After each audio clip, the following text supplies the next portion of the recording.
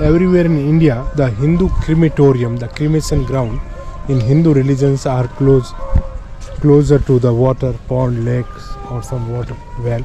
So that's why it's here. Because after the last ritual in Hindu religion, after the cremation, people who join the last rituals, they just later just have a bath to purify the body, and then going to a temple for prayers, and then they go back to the home. So that's why it's here. So the place we are going to visit is the crematorium of the royal family since 1895. So you said that first they cremate the body, and then the people, the family, or Just they purify with the water. Yeah.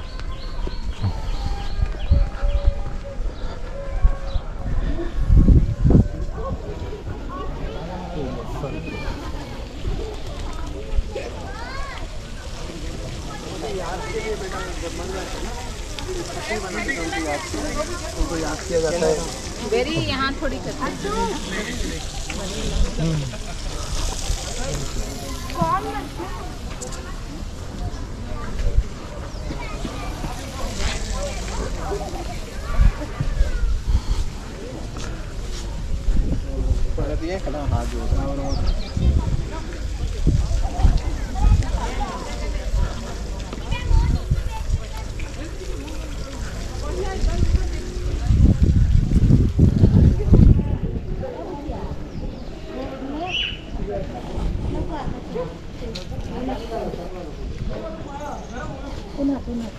So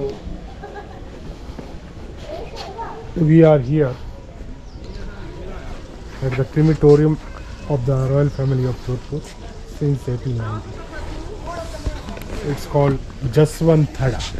Jaswant was the name of the king, and he was died in 1895, and he was cremated there. That when we asked about that, so nothing was there. It was just like an empty space, and the cremation was there on the ground. And after that, collecting the ashes by the family, that memorial built for the Maharaja Jaswant Singh II. But his wife was not satisfied, family was not satisfied with that small monuments for him. So his son, his son Maharaja Jaswant Sardar Singh, he built this big one for him in 1906. So this is a fine example of Indo-Islamic architecture. And the marble which used in Taj Mahal, the Makrana marble also used here to build this. So it's also called the Taj Mahal of Jodhpur. Middle part they built just like a Hindu temple structure, and corner dome like Mughal art. So it's a fine example of Indo-Islamic architecture. The Mughal part is the dome, yes, domes there. Yes, yeah. After that, Maharaja Jaswant Singh, there were 4 kings so far cremated here. So in the year 1952, the current king's father, the last cremation of the Maharaja was there. The first one for the current king's father. Then second one, the Maharaja Umed Singh, who built that new palace. Then his brother, and then his father Sardar Singh. Then his father Jaswant Singh. Before him, there was another crematorium which is 10 kilometers away from here. So in Hindu religion, it is believed that our body is made by 5 elements: water, fire, land, air, and sky. So we do the cremation because it again goes back to the nature. This is a last ceremony for human being. So at the time of death, some last ritual at home with the death body, then death body on a wooden stretcher carried by family members, and the last journey followed by friends, relatives, neighbors from home to the crematorium. Before the people reach there, someone arranged the wood there.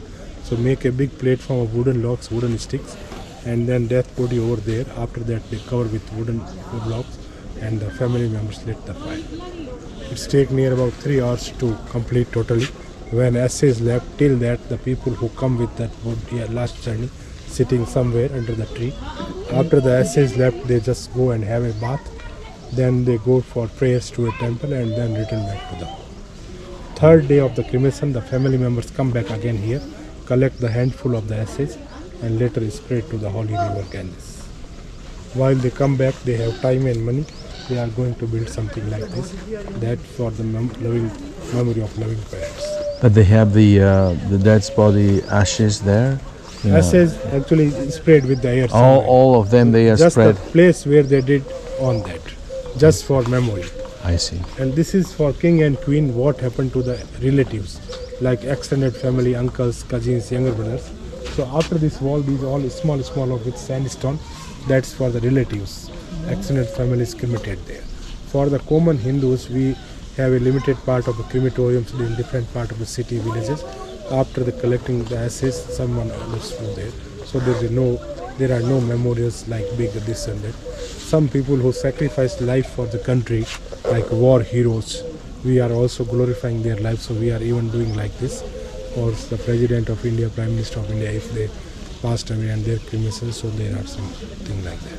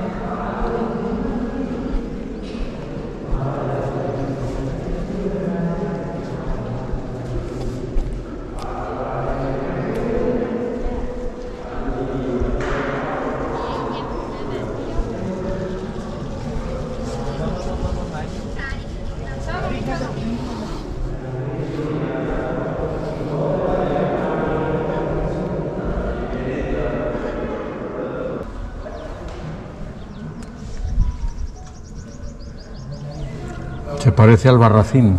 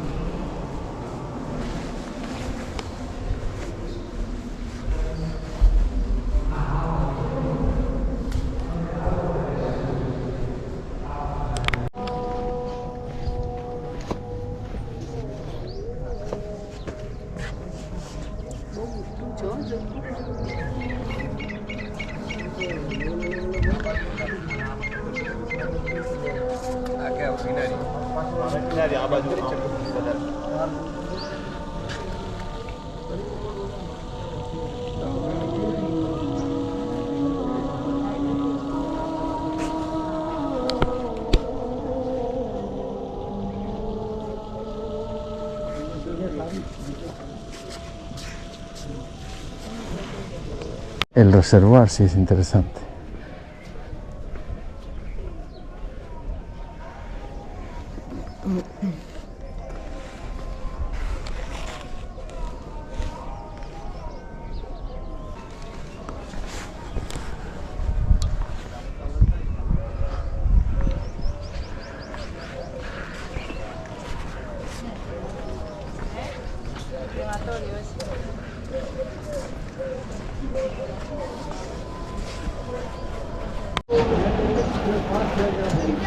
So we are here at the Mehrangarh Fort of Jodhpur, which is 563-year-old, and the foundation stone of this fort was being laid by King Jodha. Jodha was the founder of this fort and was the founder of this city, so it's called Jodhpur after him. There's a small temple of Ganesha, the god of marriage, good luck, prosperity, wealth. It's temple from 19th century. On the top up there, there is a water pulley, Persian water wheel, and there is a water tank here. So they used to pull with the help of that wheel, the water before the electricity. So the name of this fort is that these paintings retouch.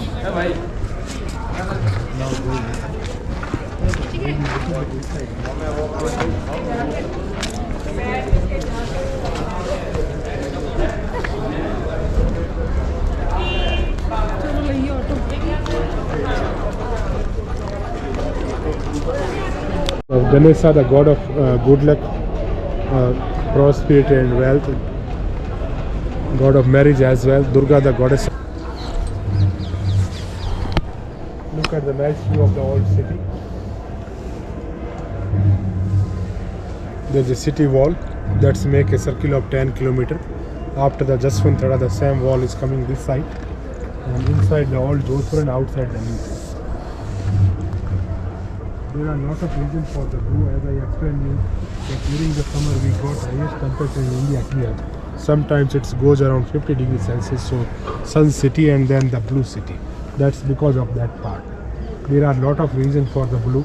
Some are scientific reasons, like this color reflect the sun, so it's keep the houses cool. People are using the indigo powder with the lime powder and water, and because of indigo, it's keep away the mosquitoes and insects. And this is not very much expensive. Yeah. Hardly $40-50 is enough once in a year to paint the house, and this is how people love to paint. But Just a second. there is another reason for the blue, which is old and that's belong to Hindu culture. In early time there was a caste system in Hindu religion, and the 4 type of caste categories we had: the Brahmins, Kshatriya, Vaisya and Sudras. So first one was the Brahmin, the religious teacher, guru, priest. Second one was the Kshatriya, the kings and warriors. Third one was the businessmen, traders, and fourth one called Shudras, Vaisya, and fourth one was Sudras, the lower community. So the Brahmin used to paint the blue for identification. And even now in this area the maximum people are Brahmins and they love to paint the blue. And so it's also known as the blue city. That's the residence of the royal family of Jodhpur, known as Umaid Bhavan Palace. That was built by the today's king's grandfather, Umaid Singh Ji, in 1944. And the reason to build that big palace was to provide the work to the people during the drought years as a famine relief project. There are 347 rooms in that palace, and now that's in 3 parts: the small museum, residence and the hotel. The hotels by Taj Tata. Look like wood, but this is beautifully carved on stone. That's why it's called the handicraft.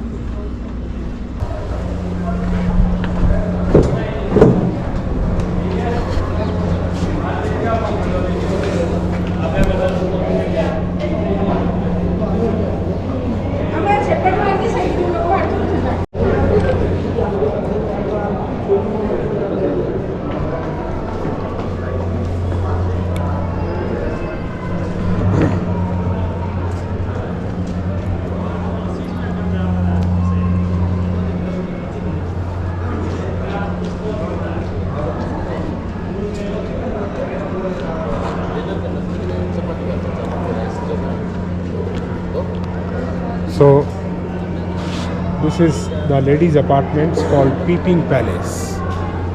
The nice, beautiful ladies' work built in 16th century, and all the queen's apartment. Ladies used to look down through the lattice window, and during the summer the cross ventilation, so nice and cool breeze inside the palaces. And this courtyard we are here, it was the coronation courtyard. After the death of the king, the coronation for the new king, that ceremony held on that chair. So that Sringar Chowki is the coronation seat, and the last coronation ceremony was here in the year 1952.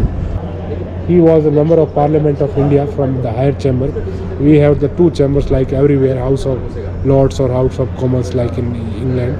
So we have Rajya Sabha and Lok Sabha. Lok Sabha is a lower chamber which form the government and the elections for that. 250 members for the higher chambers, that's every after 6 years. That's a fixed house. So he was appointed by the president directly. Among 250 members, 12 members are appointed by the president of India directly, who are good, best in the different field like art, culture, medicine, education, and some other. So in this room, the different types of elephant saddles, that's called hoda, hathi hoda or elephant hodas, used to be on the top of the elephant like that. Front side for the Maharaja, and that's for the man who hold the umbrella, or sometimes the man pankhawala who used to wave the fan for Maharaja. Loin is the symbol of power, prestige and royalty. So different types of 8 hodas, which are the best from 15th century, displayed here. So during the special occasions, they also ride our elephant. These are some pictures of the hodas from the old paintings.